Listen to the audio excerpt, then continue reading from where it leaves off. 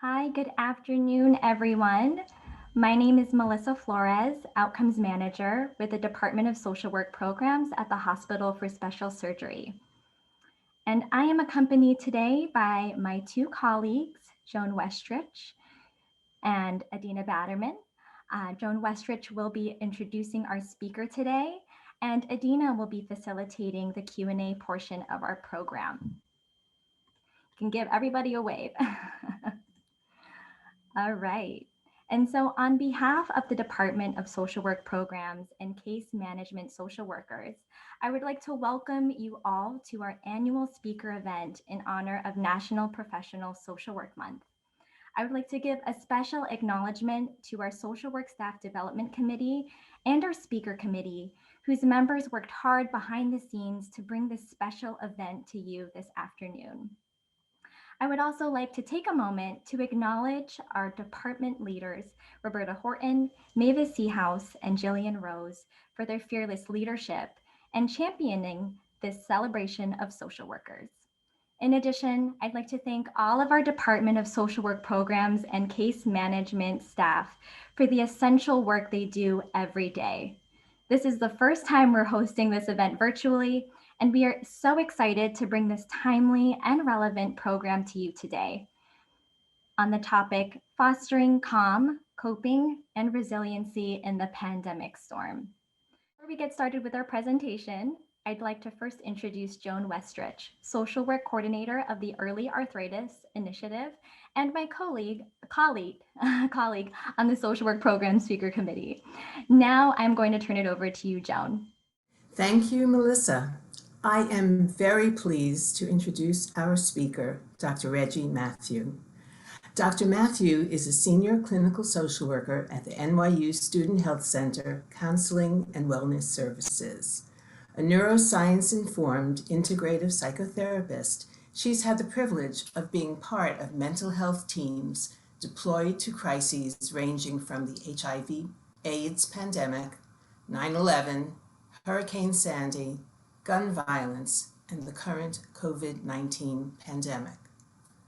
Drawing on a rich professional foundation and the multiple perspectives of a clinician, educator, abilities activist, and narrative journalist, in her presentation, Dr. Mathew will provide a framework for coping with prolonged traumatic stress.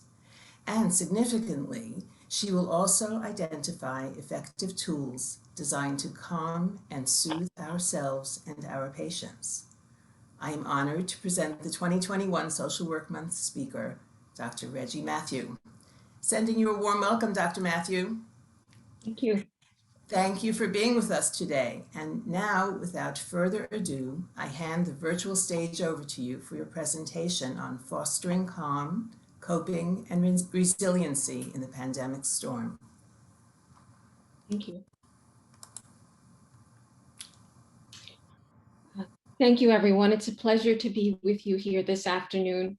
I want to thank Joan Westrich and Melissa Flores and the Department of Social Work at the Hospital for Special Surgery for this invitation today.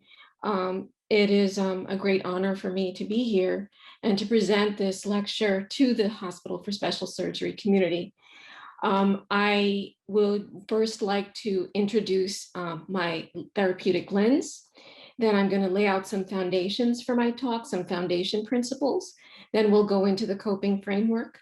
In 2 points in the lecture, we will be reviewing some basic exercises, and my colleague, Melissa Flores, has kindly agreed to role model and role play some of those strategies with me.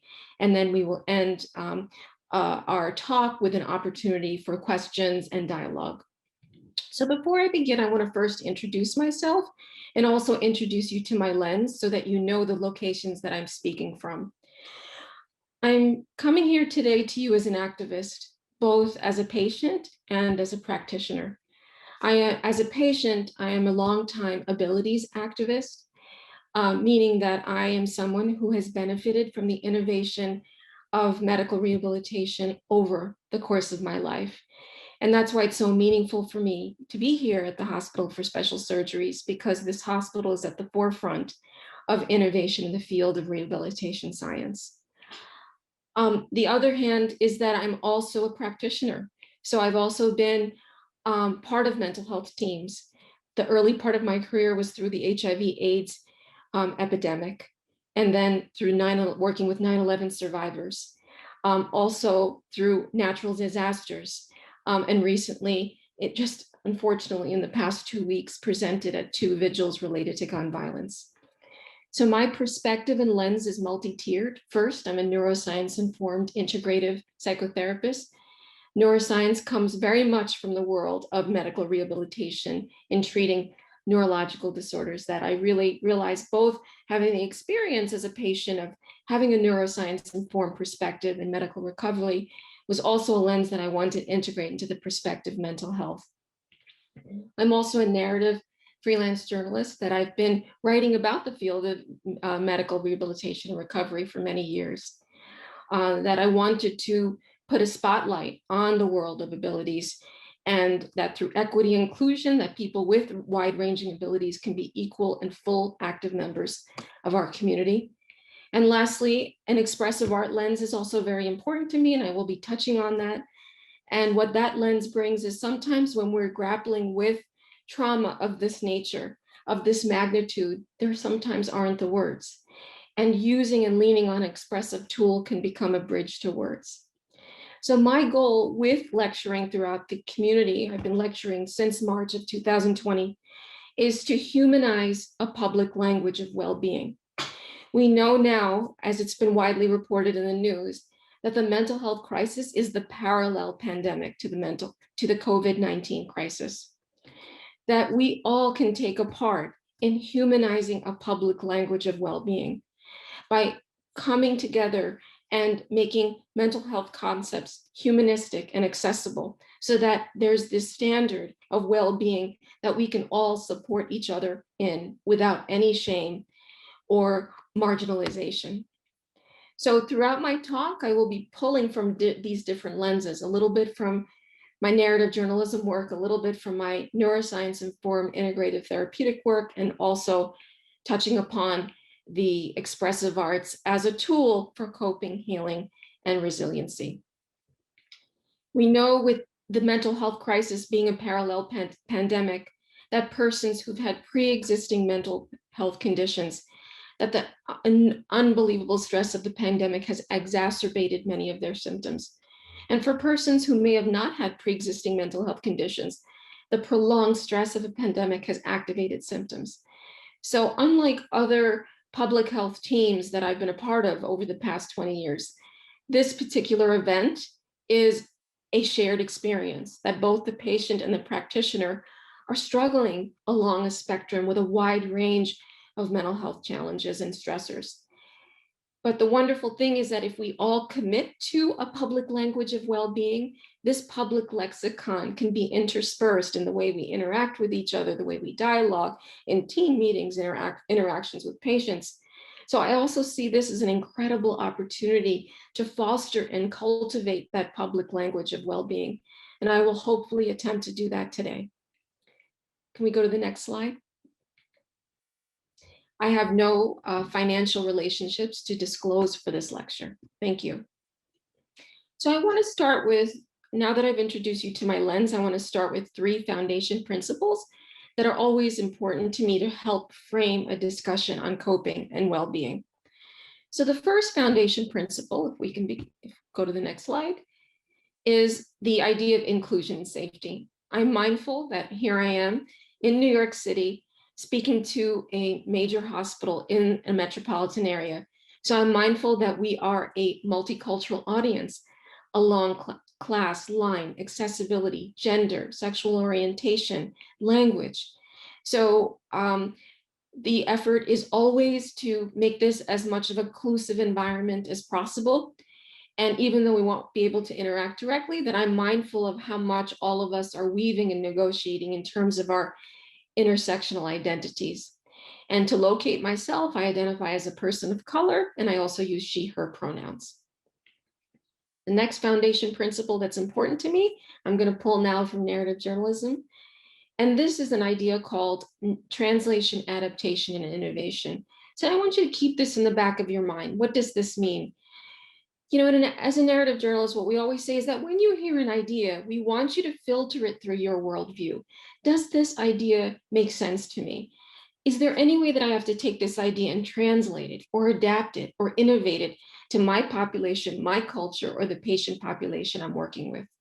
So please give yourself that inner permission that you may like the idea as I'm sharing it with you in its entirety. You may like an aspect of it, or you may like the spirit or the gestalt of an idea, but then say, well, I'll take this an ideal and perhaps I'll translate it to the audience that I'm working with. So please give yourself that inner permission as we review a wide range of ideas in terms of a integrative, cohesive public language of well-being. My neuroscience-informed approach to coping and wellness is based on a method called BBT, brain-based psychotherapy. And in this neuroscience-informed approach to mental health, what we say is that there are three ways essentially to heal the brain. The first is called the top-down approach, changing the brain through the mind. Put simply, this is, can we have a talk about this? I'm really feeling stressed out. Can we make a time to just check in with each other and chat? So verbal processing is one way to reset the mind. The second way to reset the mind is called the bottom-up approach. This is changing the brain through the body. Sometimes after we finished a difficult shift, we've seen hundreds of patients. It was at a breakneck pace. We're in a state of just being emotionally and cognitively flooded. That what we're thinking and feeling is not going to something that we're going to have access to immediately. That's where we would try to take a bottom-up approach, cooling and calming the brain through the body. This would be like, wow, I can't answer this email right now. Let me take a deep breath. Let me stretch. Let me take a walk around the block, burn this energy out so then I can access my cognitions and emotions in a clear and coherent way. The third way to heal the brain is and facilitate brain change is called the horizontal approach, by activating both sides of the hemispheres, meaning that exercise, the expressive arts, EMDR. Sometimes we need to take a step back from our mind and body and engage in a horizontal sort of bilateral sort of intervention that gives us perspective. So then we can go back to the challenge of a day renewed. Now, all of us in our plan of well-being needs all three components of coping and wellness. We all benefit from talking it out when we're stressed out.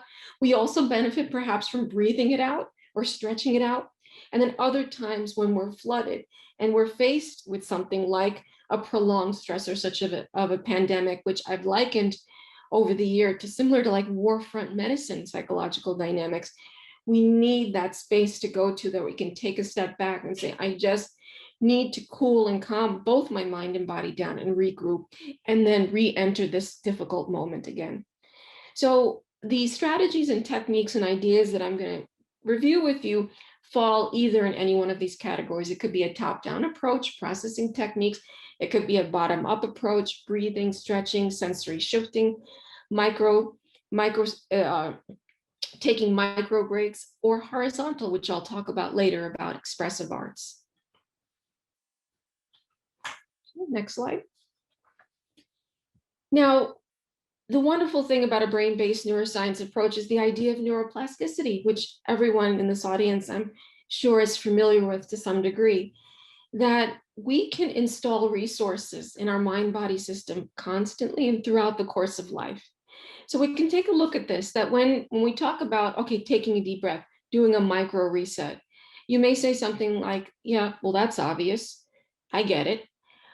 Taking a deep breath in that moment, is not life altering, but the idea is that we cultivate a practice. So that's what I want you to think of as the overarching theme. What are the ideas, tools, and resources that I'm going to integrate into a practice? That means it's going to be a daily commitment of reinforcement, renewal, repetition. And what happens is when we cultivate a practice, we install new neural pathways in the brain, which become an inner resource. Now let's look at this. Now this old pathway may be there, that tendency to sort of suck it up, push through, just get through the day and survive it. That old pathway may be there. But little by little, when we learn the skill of what's called micro resetting, little by little, installing moments of ease, moments of calm, moments of a quiet breath, we build competition in the brain. So our default may be to just say, you know what, not get a drink, not eat lunch, not stretch, push through. And there are moments in our crisis work where that's absolutely essential. But generally, traumatology theory shows that constantly being in flight, fight, or freeze 24/7 is not good for the mind and body. But when we cultivate these skills, we then build competition. So our default may be to just push through, but then we'll be able to say, oh, no, if I just micro reset in this moment and take the tiniest breath, it'll help me reset and face the next moment with the best amount of endurance and resilience I can. So that's the most important thing that I want you to think about. What can I build and bring into a daily practice? And the idea is the more you cultivate that practice, that's how these skills get sustained in adult life. That when we cultivate a practice, we build the competition in the brain, these new resources and pathways that we can access in moments of difficulty. Next slide. So let's take a moment from a narrative perspective to look at this moment in history. And wow, what a moment. So what I'd like to do is then take us and put us in a narrative context. Next slide. This is a complex moment in history. We are living through the intersection of multiple co-occurring traumas and crises all at the same time. There's the politicization of masks in the context of a very difficult political environment and cultural divide in the country, in the backdrop of a pandemic, with an economic fallout, with the transition to remote living and remote working, in the backdrop of profound racial and cultural pain, with the challenge of a public health crisis and limited resources. Now, this is what's different for me about this moment in history compared to other national crises, public teams that I've been in.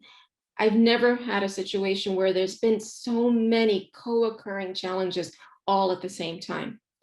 Now, why am I bringing this to your attention? You can go to the next slide.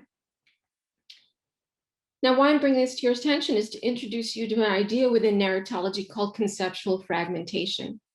That when we're going through multiple crises all at the same time, from a narrative perspective, it can lead to a concept called conceptual fragmentation. Now, what do I mean by this? What I mean by this is that the human mind is a narrative mind.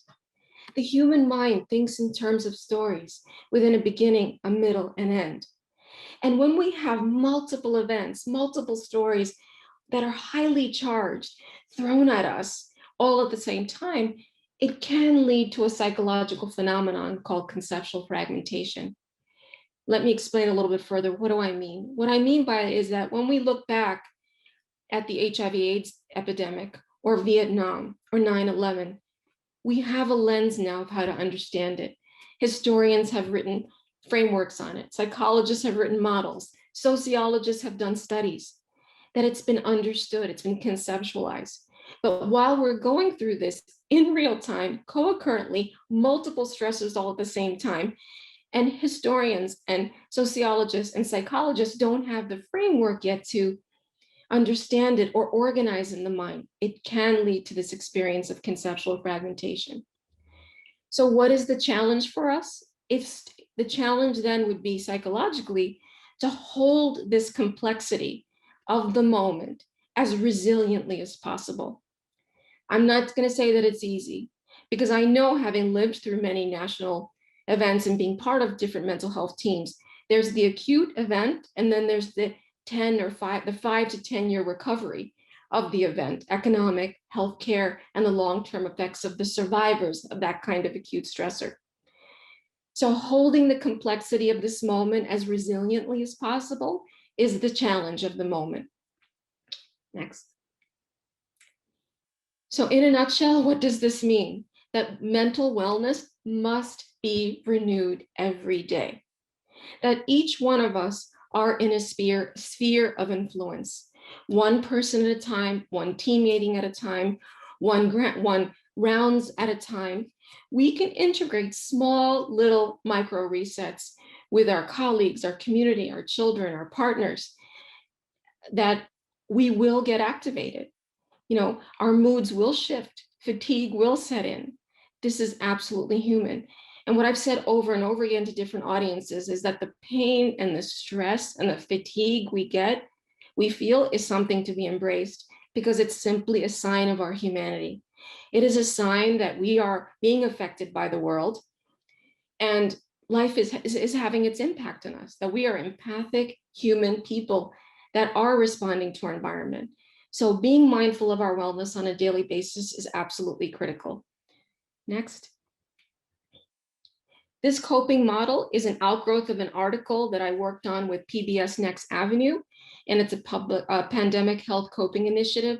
And many of the concepts I'm going to review have been applied with isolated seniors, homebound seniors with complex medical conditions, a children's program with children of first responders. I consulted with the EMS of New York last May, a month after the pandemic started, and then also the article that's also linked in the resources tab. So what are the coping challenges that I've been thinking about over the past year? Next. For this particular event, it is three themes that I've come across. The first is the theme of direct and vicarious trauma, both for the practitioner and the patient. The second theme I've been really concerned about and is educating as many people about is the long-term effects of sensory deprivation and the effects of that on the brain, and what are some coping strategies to cope with that. And the third theme is the complexity of the losses we are experiencing, the direct loss, the symbolic loss, the narrative, and the contextual shifts. So trauma. So what are some basic trauma concepts we can just think about, and then also tools that we can help us in managing and negotiating our chronic stress? Next. So crisis and national emergencies all thrust us into the crisis response. Next. Put simply, we all have this incredible internal alarm clock. And the minute any kind of sort of disruption or interruption or challenge comes, our internal alarm clock gets activated. And in street terms, it's the flight, fight, or freeze response. The flight, fight, or freeze response can get activated when you're in, the emergency room on a COVID unit, with so many patients and limited resources. You're in that flight, fight, or freeze response. The flight, fight, or freeze response can also get activated to say, wow, I have to get to work. I'm running 10 minutes behind. The kids are fighting and they're working from home. That the brain can't distinguish between positive stress or negative stress, big T's or little t's. Stress is stress. So what I've been concerned about is the chronic cortisol activation that's getting activated on all of us as we're negotiating our work lives, our home lives, our families, our children, our communities, that this sort of threat response is constantly being activated. So what is the goal? What would be the tool here that we can use when there's this chronic, what's called chronic stress, and also unrelenting stress? Next. I wanted to introduce the idea of dialectical calm. Dialectical calm is the idea that it's an and world, that we can both be stressed and we take a deep breath.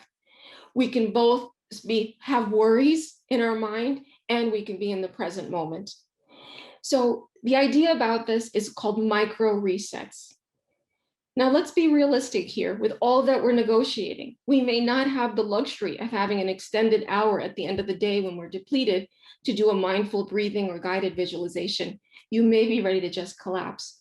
But I want you to backtrack a minute and think of micro resets in small, tiny ways, slowly communicating to your brain. Right now, my feet are on the floor. I'm here right now. I'm not alone. I have a team of colleagues with me. This is a very difficult moment treating this patient, but I'm with a team. Taking that small, deep breath, resetting the mind and body, sensory shifting. So whenever I'm working with supervising colleagues, I'll always say, reset after each patient. Reset after you send an email. Reset after you send a stat. That what you want to do is really build in resilience to be able to manage this chronic cortisol activation. And the idea is that this stress may not resolve for quite some time. But what we can do is we can both be stressed and we can activate calm. That we can both be sort of present and we can notice the toll it's taking on us. So I wanted to introduce, so the idea is that when we micro reset, it's the pathway to being present. So when we go to bed an hour earlier, it helps us to be present. When we get a glass of water, it helps us to be present. When we stretch before we finish a note, it helps us to be present. So the idea of micro resetting throughout the day. Now, what's the point? It's to activate the relaxation response to counter the flight, fight, or freeze response whenever we can. Next. Another way to sort of counter and regulate the flight, fight, or freeze response is called processing techniques. The idea of processing techniques is, where is my mind right now? What is my mind doing? And there are a few strategies, what's called processing techniques. Because remember, when we're going through the process of conceptual fragmentation, we're on the ward at a COVID unit. We're hearing the numbers of the numbers going up. Our children are texting us and saying, I hate school, and then it's getting longer in the day and you're pushing. Cognitive techniques can be a way to sort of also reset the brain. Can we go next? The one idea I really love is the work of Dr. Rick Hansen. It's a positive psychology principle, and it's the idea of mindfulness and savoring. It's called a time orientation technique, and it helps us with the concept I mentioned earlier called dialectical calm. Our next slide. The positive psychology mindfulness technique is essentially called brain training. It's to train the brain to live in real time. There are only 3 time zones: the past, the present, and the future. Now, the idea with this is that when we can anchor our mind and our body in the present moment, no matter how difficult it is, we can perhaps notice resources that can bring the temperature down just for a moment. The idea is installing a moment of ease, and then another moment of ease, and then another moment of ease, little by little by little, building that resilience in a very difficult time. Next.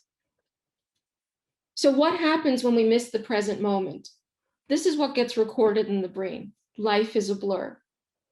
That we don't develop a kinesthetic memory of our lives.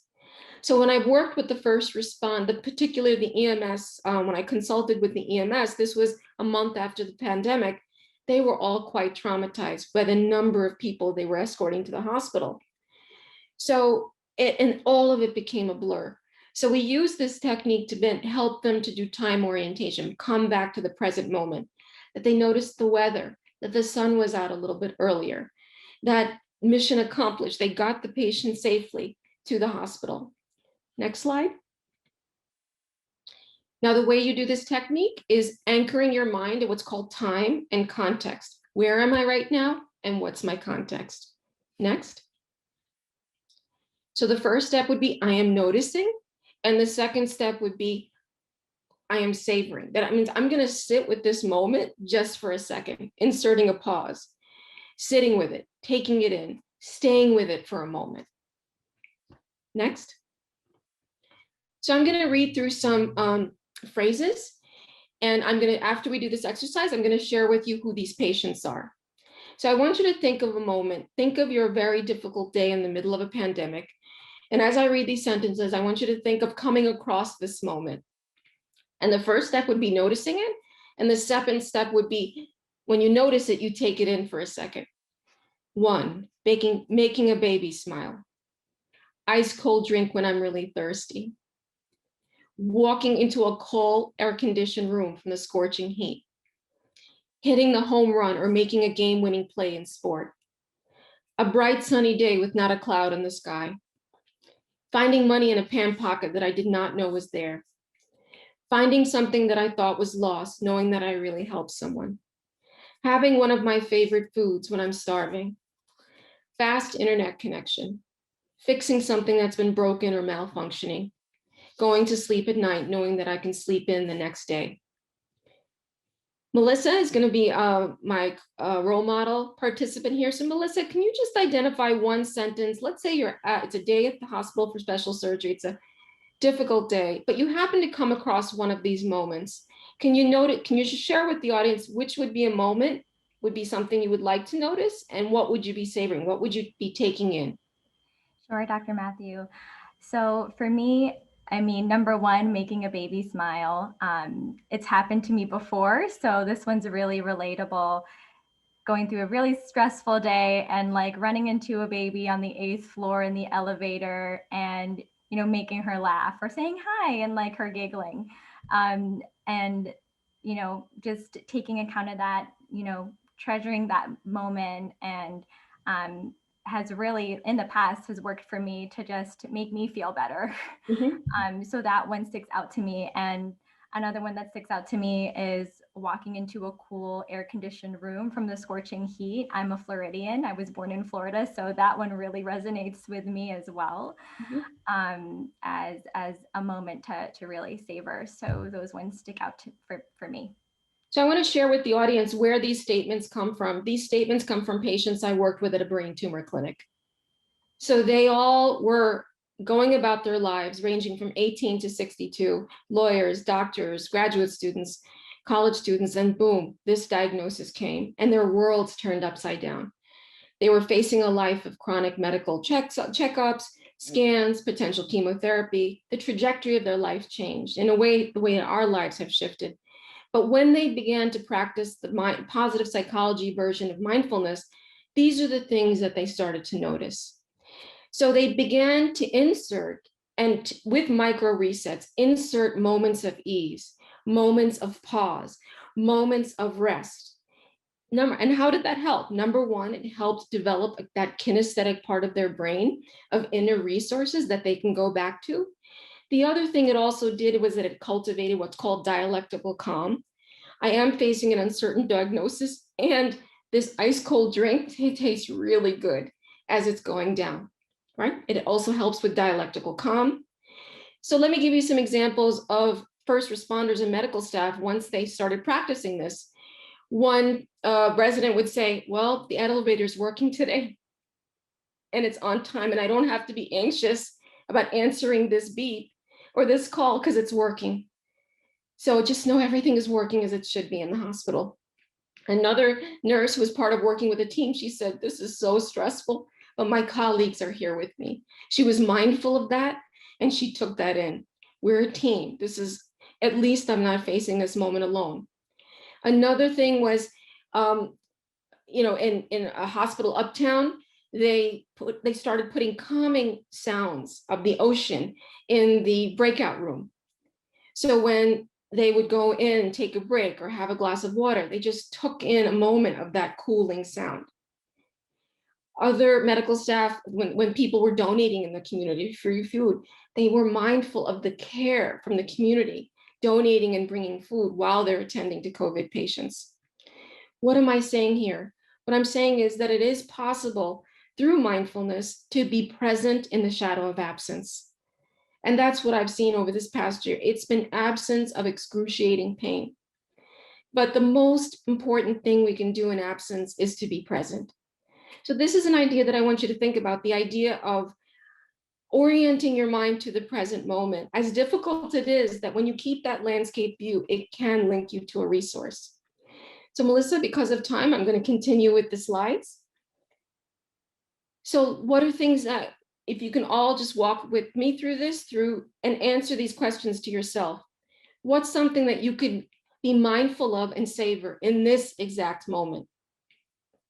Here we are working together remotely. What is something you could be mindful of and savor this day of the week? What is something you could be mindful and savor this week of the month? What is something you could be mindful and savor this season of the year? And what is something you could be mindful and savor at this moment in time compared to last year? So there's a few complex neuroscience components to this. Number one, time orientation. Number two, being able to bring our attention to the present moment and keep the widest landscape. And number two, to record kinesthetic resources, inner resources of calm, safety. One patient that they went to came, was in the middle of cancer treatments in the middle of pandemic. When she came to the hospital, she noticed the waiting area was empty. So she just took that moment of ease in to build that resource to go in and talk with her doctor. So Melissa, we're noticing some saying, one person is saying she's noticing the sun coming through the window, her sleeping Australian shepherd at her feet, the nice breeze flowing through the apartment. Exactly, that is the idea. The idea is that in this difficult moment, it is a difficult moment, but when we don't keep the widest lens, we could be missing out on inner resources that we can go back to. Thank you. Next. The other tool that's really helpful is called cognitive behavioral strategies, that we all are going to feel anxiety. Our moods are going to go on a roller coaster ride through a very complex event like this. So this is where a skill called looking at the content of the mind versus the process of the mind. The content of the mind is, what is my mind doing right now? What am I saying? What are the facts versus the feelings, right? Am I in the flight, fight, or freeze response? Or what's called the process of the mind. The process of the mind is, when I haven't had fresh air and I've been working indoors all day, my mind tends to do this. My mind tends to go to worst case scenarios. My mind tends to get distracted. And this is the most important message I'd want to give, is that there's no cure for the human condition. There's no magic pill, no magic therapeutic model that will protect us up from our humanity. So the main message is working with our humanity, working with our vulnerability, finding that wellness practice that just takes and makes that connection to what we need in the present moment. Next. Another idea that I'd like to introduce to the audience is the idea is called self as context. And it's an acceptance and commitment therapy principle. And Melissa's going to partner with me. And it's the idea of self as context as soup of the day. Now, what do I mean this? If you and I were to meet at the diner, every day there would be like a different soup of the day: chicken soup, noodle soup, spinach soup. But the soup is poured into the same bowl. What does this mean? That means the bowl is the same. So every day, guaranteed, until this pandemic has shifted, we will have what's called a different soup of the day. Now, let me substitute that word: a different mood of the day, stressor of the day, annoyance of the day, despair of the day. That it will happen, but the bowl is the same. That means the self. That means there's an enduring part of you that has survived across time. And we want to help you, to remind you of that distinction. So Melissa, you're going to take your hand and just model this for me. So let's say you're going to take your hand and put it on your chest. That's the bowl. This is the soup of the day. This is the self. This is the context, right? That those are two different things. So what we want you to help you to understand is there's a difference between self and self-experience. And when the mood of the day shows up, the stressor of the day, the despair of the day, it can be very confusing and disoriented, and we can lose sight of what's called the bowl, the enduring part of self that's survived over time. Next. The other thing that's really important is looking for the signs of safety. That when we are in the flight, fight, or freeze response, we constantly go into what's called a threat response. Oh no, what's next? What are the numbers now? Now that is valid. The threat is there. But what we want to do is counter the flight, fight, or freeze response with noticing the signs of safety. That means what is working as it should. It could be something as my internet is working, the elevator is working, all of the staff showed up today, that it activates the relaxation response and helps us to access our resources. Next, Melissa. The other idea of looking for the signs of safety is looking at sort of the steps of innovation. Who are the people who step forward? What is working right? That the times of great trauma are also times of great innovation. Next. It's really important to do what's called anchor your mind. When these gorgeous ships come to shore in New York City, the first thing they do is they throw the anchor out so the ship doesn't flow away. One of the effects of sensory deprivation is that you will lose sight of who you are. So setting your day up in a way that reminds you of all the things that are important to you. Next. Gratitude. Gratitude is the idea. I want to introduce a concept called the landscape perspective, that every day taking a step back and looking at the landscape. Next. So let's take a look at this. This is a landscape view. Let's say hypothetically, this is hospital for special surgeries, but we could see it's set on a mountain, and it looks like the sun's out today. And look, the flowers are blooming, it's green here. And look, there's a pathway. So every day, either in the beginning of the day or the end of the day, try to cultivate a landscape view. As an expressive artist, I also recommend people drawing out an image like this and putting it up on your refrigerator, because it can anchor the mind, taking that step back. What is intact? What has remained intact? What is working right? That's another way to anchor the distressed, activated, traumatized mind. Next. Sensory health. Now, this is a really important skill set for me to talk about, that I've been talking to countless audiences about. Next. Now, one of the challenges of this challenge is the long-term effects of sensory deprivation. The long-term effects of sensory deprivation does affect the brain. The human brain is not only a narrative mind, but it's also a multi-sensory mind. We all thrive on multi-sensory interactions. So we've lost so much of the multi-sensory interactions with each other, the loss of ritual, the loss of cultural space, the loss of touch. And what happens is, when we don't have these multi-sensory experiences, it does affect our memory. It does affect the mental representation of this moment of our life. So what are some tools to counter this? Next. I was deeply influenced by an occupational therapist, Dr. Winnie Dunn, who wrote a book called Living Sensationally, Understanding Your Senses. And she talked about, this is a tool that she uses with patients that are in prolonged hospitalization, prolonged isolation, the idea of setting up a sensory diet. And the idea of a sensory diet is being mindful of, like, what are the touch, taste, sounds, smells, and sights that helps you to thrive. It takes a lifetime for all of us to set up a sensory lifestyle, the vacations, the breaks, the walks, the lunches out with people, that keeps us at our best. But when we are deprived from that, thinking about the tool of a sensory diet is a wonderful strategy to really help people to adapt their sensory needs to a difficult situation. So let me give an example. A resident that I spoke to over the year said, I'm working with COVID patients. I'm not going to be able to go home and see my family in New Orleans. And that just caused so much grief for him. So what he did was he got a Southern cookbook and he worked on all the recipes he would enjoy at this time of year in New Orleans. And he mastered the recipe of fried green tomatoes. And something about that experience of the fried green tomato activated the memory network of just those summers in New Orleans. Another nurse would end the day. She would just end the day and collapse and then go on social media.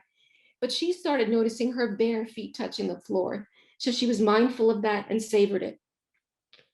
Another medical professional I interviewed, who was a physical therapist, would end a really difficult day at the hospital with rehabilitating post-COVID patients, and then decided at the end of the day, he would walk instead of taking the subway, and walk further down to just experience the fresh air, the sunlight, just being out in the world, and then take the subway midway to his return home. And lastly, I've spoken to a lot of medical professionals who had to cancel their trips, who didn't travel. So one group of doctors that I consulted with were planning trips over the summer around Europe, which they all had canceled. So what they did was they started a book club about Italian novels that would cinematically describe the Italian landscape, Italian culture, Italian food. So they maintained a sensory connection to something that would have been an outlet. So when they are able to travel, hopefully next year, it'll be a deeper and meaningful experience. Next. Behavioral activation is another idea, that when we're under constant stress, and unrelenting stress and chronic stress, we will lose the motivation to hold on to all the things that help us keep regulated. I love the idea of behavioral activation by Dr. Christopher Martel. And he said that when you're in the war front, on warfront medicine, to take life and simplify it to two categories. There's what's called depressant behaviors, And then antidepressant behaviors. Depressant behaviors are those behaviors that feel stress relieving at first.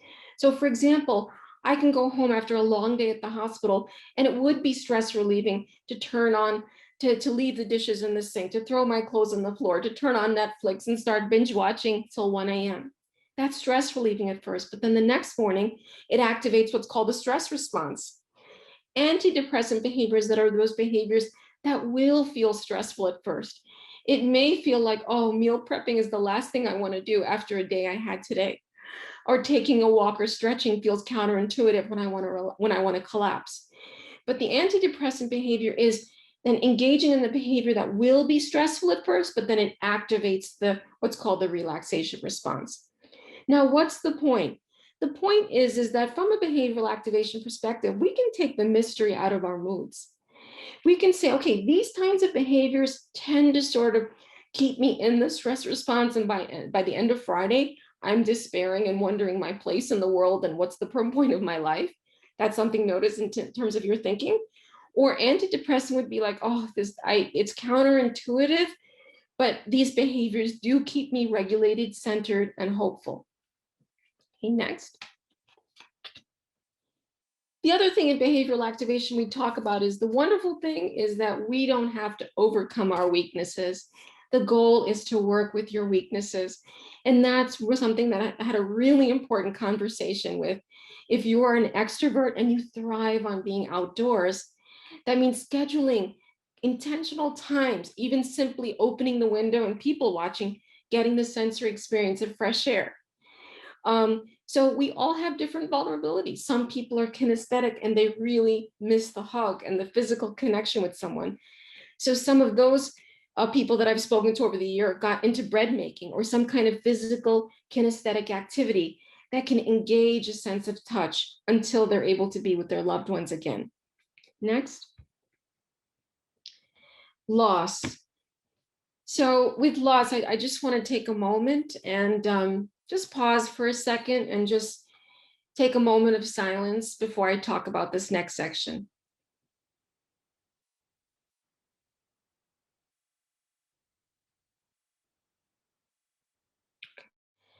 The losses that we've experienced over this past year have been complex. The actual and the perceived losses, the literal loss of life, the symbolic loss of ritual, the loss of multisensory action, a narrative shift, a contextual shift. And it's really important to take whatever time is possible and to mark this loss, to mark these losses, whether it's through dialogue, through writing, through some kind of sensory experience, to really bear witness to your own experience and to the people around you. Next.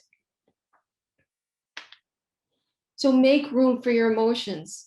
I'm thinking of the poem by Rumi, that our feelings are like a guest house. They come and they go. But what will bring the slightest moment of ease when we're grappling with so much loss is acknowledgement. Next. The main message I'd want to give you when it comes to complex feelings of loss is a principle that means a lot to me in expressive arts, is that inner experiences shift when we give ourselves a moment to express what we're feeling. And this is where I love the idea of what's called intermodal processing. When we've seen and witnessed what we have in the past year, sometimes there are not the words. There are no words to describe and grapple with what we've all witnessed over the past year. So expressive tools can provide what's called distance, a gentle distance from that self and self-experience. And when you can put your experience into a tool, like a journal or a drawing or a painting, the idea is that it first becomes a witness and then it can provide what's called dialogue. So what I've seen people do over the year is do in medical settings, journal clubs, singing clubs, playing music together, that somehow these different expressive modes captured the enormity of this moment, the complexity of the fragmentation that we're feeling, and just provided a little bit of gentle distance as to feel these disorienting feelings in a way that's that one can metabolize it. So I want to highly I also am an advocate of journal writing, of movement, of music, of art, both also in community. So we can be a distance to we can be a witness to each other and co-create and co-write these narratives. Next. This is a link that we have linked at the end of the presentation. It's a wonderful art therapy breathing meditation that if you feel later in the day after hearing all this complex material that you would like to be able to perhaps engage in a wellness practice, the link is present for you to go and practice later today. The next and last important area that I want to talk to you about is the secret ingredient. The one way I've coped over the years by watching cooking shows. And in every cooking show, they talk about, well, this is the secret ingredient. If there is any secret ingredient in the world of medical, psychiatric, and mental health and public health, it's relational and social medicine. What do I mean by this? Is that we co-regulate each other. Next slide. There's an idea that I read in an essay once, in a New York Times essay by the op-ed essayist David Brooks, and he talked about the idea of the attached life. And this idea means so much to me. And what does this mean? The attached life means that you know the name of the doorman, you know the name of the security guard, you know the name of the elevator operator, that every interaction throughout your day, in whatever tiny doses possible, that you make eye contact with someone, you make a meaningful connection, that you know that the security guard in the front of the hospital, in the first floor, you know, his daughter just had a baby. Just a moment. That these moments of humanity with each other is a constant process of co-regulation throughout the day. So checking in, I'm thinking of you, dropping a note, naming an issue. So one medical team that I consulted with, what they did was in the nurses station, every member of the staff would bring a picture in every week on updates of their children. And then while they were contending with all of this complex pain and trauma, they were also mindful and left a little room for the fullness of their humanity, of what their children were doing, of what's on the menu today, or what's a new article, or what's the weather what's the weather like in Italy. Just these small little interests that each one has. Whenever possible, they made those connections with each other. Next. The other thing I want to say is that social distancing is not the same as emotional distancing. It can feel the same, but I've really tried to educate the public that social distancing has enormous, profound impacts on the brain and on our multisensory brains, but it's not the same as emotional distancing. Now, this hopefully is temporary. It's time limited. There will be an end to this. But even with the advent of the social distancing, what are ways that we can be present to each other? By knowing the details of each other's lives, appropriate details, by knowing what's important, by checking in with milestones, birthdays, that what is the ways that we can be engaged with each other and we can have what's called emotional continuity with one another in the midst of this storm. Next. Building in circles of safety is really important. What I've advised is that all of us have complex identities. So do we have circles of safety around each identity? So for example, you know, you may be a medical professional at the hospital, but you're also a parent. You're also a adult daughter of an aging parent who's in a nursing home. So those are three identities, and building circles of safety of people who can join you and be with you around that particular theme or struggle.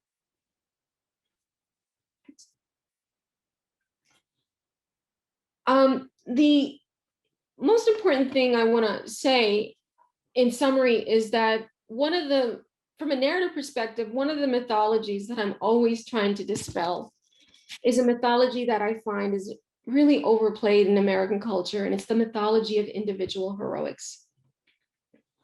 What do I mean by this? That is the narrative that tends to be overplayed in the media. The person finishing the cross line, the one person digging deep and finding the inner strength to overcome something.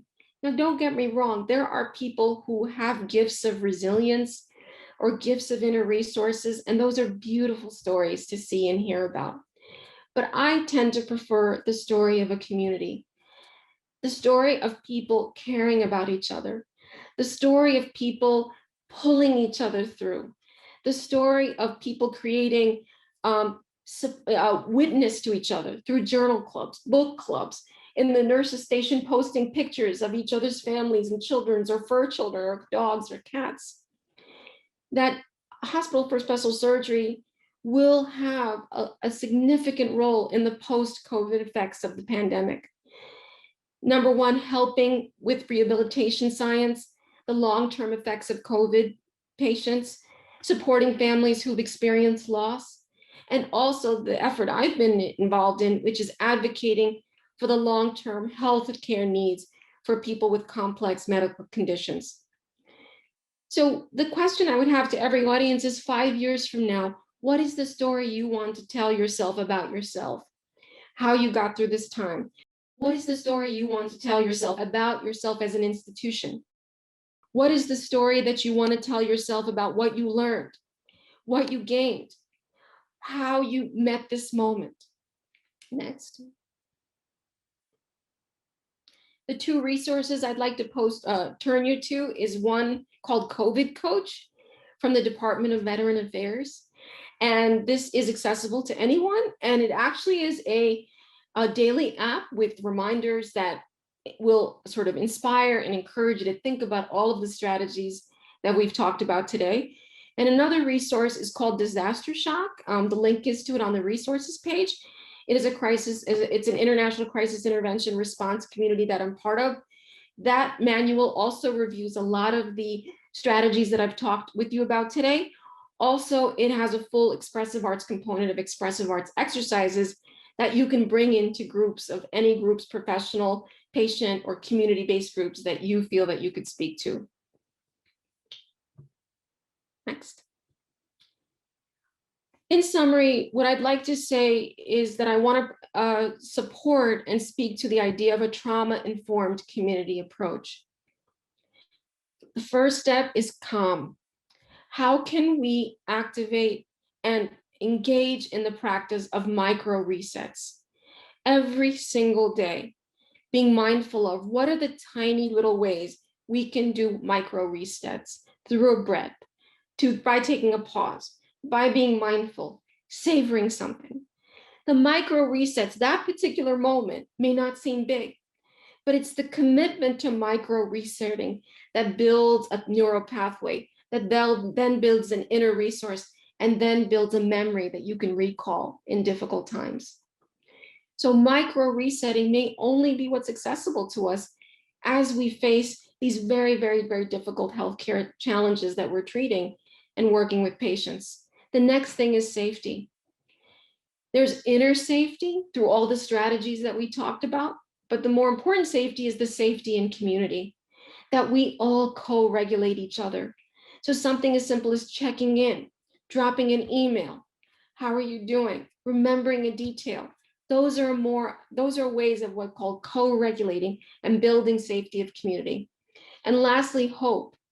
Sometimes the issue of hope can sort of be branded and manufactured in a superficial way, but hope to me is such an important thing, that hope is something to be renewed and discovered and reimagined every single day. And then when you lose your hope, it's just a sign, okay, it's just a sign for me, okay, I'm gonna have to reimagine hope in this moment, under these circumstances, with these resources at this moment in time. So remember, when hope is lost, it's just a door for hope to be reimagined. Next. Many of the resources that I've talked to you about, we're either linked to websites, books, references. Next slide. I also have a link here to the app that I talked about, the Expressive Arts Therapy Summit, and also the art breathing meditation if you'd like to take a moment and practice art therapy breathing meditation later in your evening, this evening, to regroup and reset. So I want to thank you all for taking a moment in this complex time, taking that pause, gathering together as a community, taking a moment and reflecting, bringing a moment of silence, and also working together to build a language of public well-being. So I'm going to take it and turn it over to my colleague, Joan. Thank you, Dr. Mathew. That was amazing. And I'm really grateful to you for the concept of micro reset. This time, I'd like to introduce Adina Badarin, Senior Manager, Inflammatory Arthritis Support and Education, who will be our Q&A maestro with Dr. Mathew. Take it away, Adina. Hi there. I want to thank you so much, Dr. Mathew. This has been a wonderful presentation, and I'm very pleased to share some questions with you. So as you know, we have received some questions through the registration process. So we're going to start with those, and then we will invite questions from the Q&A and chat box. Please feel free to share questions there, and I'll read them out and share them with Dr. Matthews.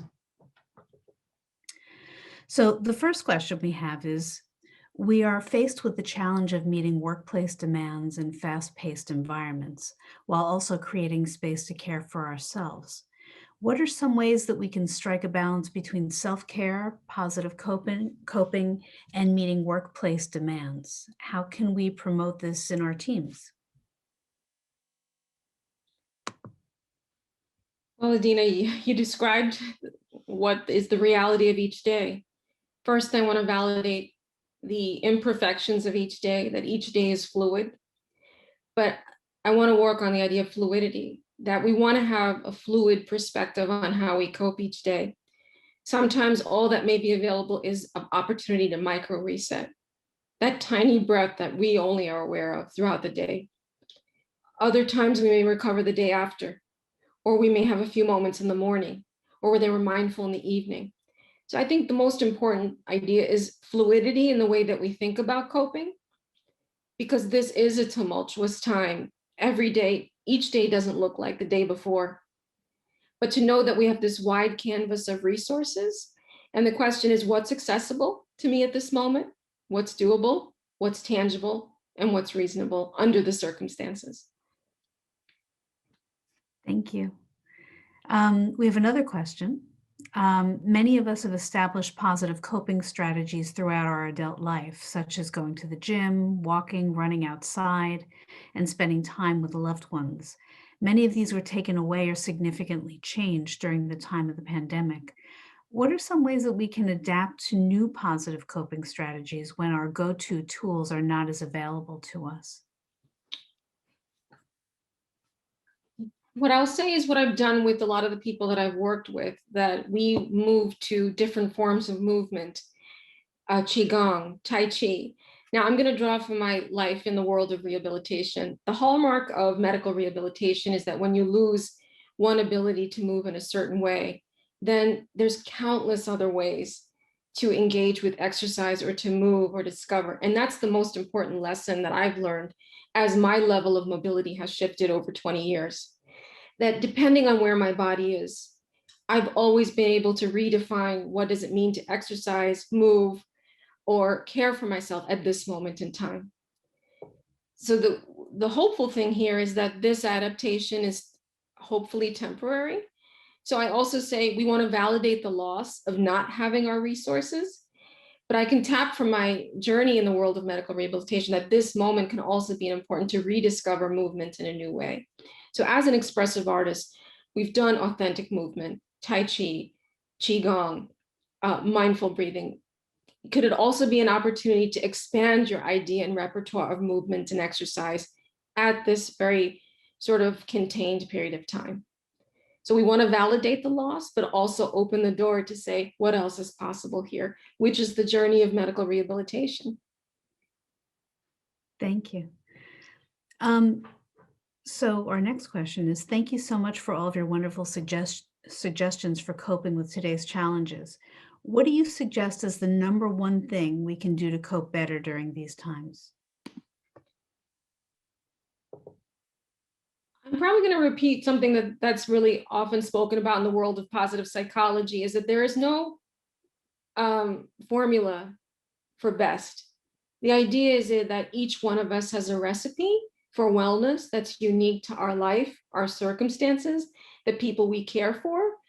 And the idea is that you want to keep, having a fluid plan, That means what works Monday may not work Friday. What worked Matt last month may not work this month.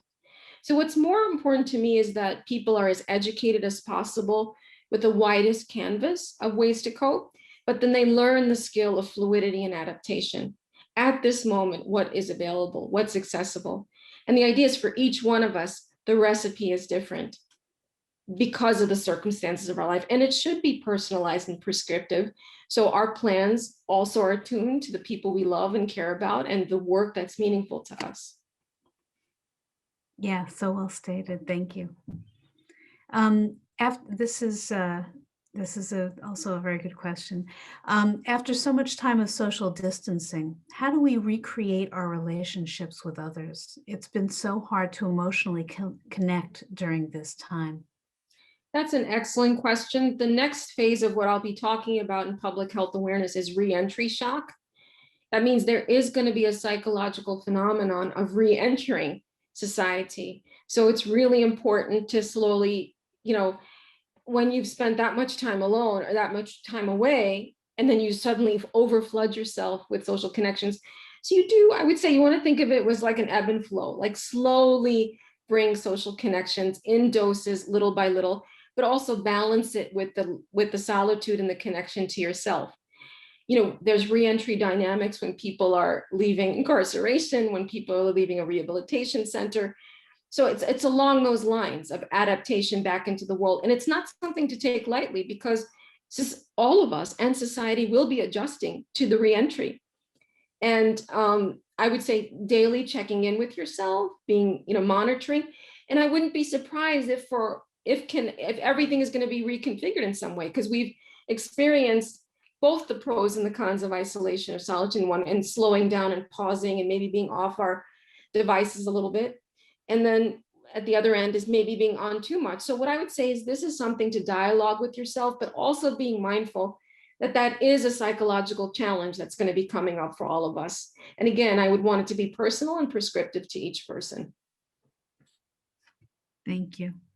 It's going to be an ongoing challenge.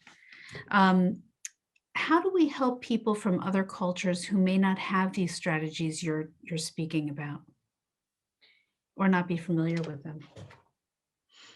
Well, I want to go back to what I said in the very beginning, that when you hear ideas from a narrative perspective, we talk about translation, adaptation, and innovation. That when you hear an idea, give yourself that inner permission. What part of this makes sense to me? What part of this does it have to be adapted or translated to the population? Or maybe I'll take the gestalt and the spirit of it and then sort of translate it. Or what would be the cultural equivalent of it for this person that I'm working with? So I use the tradition of mindfulness and positive psychology. For other people, mindfulness is prayer and time with their scriptures. For other people, mindfulness is movement. For other people, mindfulness is washing the dishes. So I would say the most important thing is to take the spirit, the gestalt of it, and see what would be the cultural equivalent of that in that person's environment, but also making sure that this concept makes sense to them.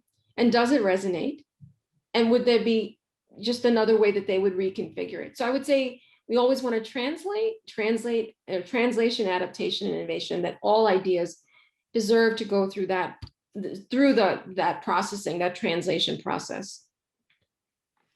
Thank you. I think you so eloquently spoke about this unique moment in time where we're experiencing similar trauma to our patients. And I really appreciated the discussion about micro resets.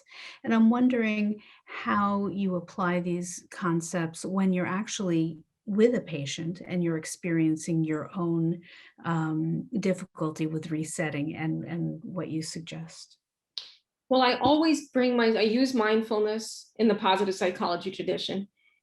And no matter how horrific the moment is, and there were some very difficult moments over the past year, I'm first mindful that I'm with this person and this person is with me.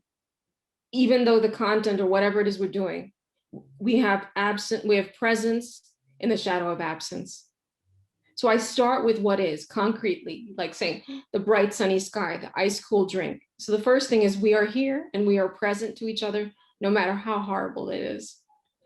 And the second thing is that I'm I try to really micro reset with my breathing. That what happens is being in a constant state of cortisol activation kills problem solving, kills creativity. You can't access the best of yourself if you're in the constant state of stress. So I always say, can I micro reset so I can access the best of myself? That's like a mantra that I always say to myself. Thank you. That's very helpful. Are there any tips on communicating with those around who are waiting for those around us when we aren't feeling great and need some space? In a lot of the models that we work with in mental health, we talk about first, articulate it to yourself. It's always helpful to say, what is it that I really want to say? What is it that I really need to say here? And articulating it to yourself would be to say it out loud. I love journal writing. I love writing it out, because when you write it out, you're using an expressive mode, and then it could be a dialogue. So, that wasn't the right word or the right tone. So the first thing is to articulate it to yourself in whatever mode that's available, and clarify your thinking in a way that's most sincere and validating. I like the idea of scripts. And when you do express a need to someone, it's okay for them to have feelings about it and not to be afraid of that, right? Just because they have feelings doesn't mean that they're not going to support it. Or also, if they have feelings, they're allowed to also have an adjustment to it, an adjustment reaction to what it is that you need. And the most important message I want to give is what I'm in a prolonged crisis like this, what you really want to think about is prolonged resiliency over time. That this is going to be about a journey. This is not a journey. It's not it's not a sprint. It's not a marathon. It's a journey. And ultimately, this may be a chapter of our life. I know from other public events, the post effects of an international event, this is like a 5 or 10 year recovery. And so this will be a chapter of our life. So how can we be resilient? Think, like not get lost in the moment versus the momentum of our life. Thank you. This one's a little longer, so bear with me. This is more of a comment and not question. It is true that the pandemic and its aftermath will likely be a very long road. I work with persons living with autoimmune conditions, for example, lupus, inflammatory arthritis, such as rheumatoid arthritis and scleroderma. Many who were already psychologically involved prior to the pandemic due to their various symptoms and limitations. I'm a strong proponent of CBT and ACT, particularly ACT, due to the severity of our patients' conditions. I do incorporate this evidence-based practice in my work frequently, as it allows patients to regain their lost values and helps reduce their psychological distress. Thank you for this excellent presentation. Your passion and your fervor on the subject is compelling.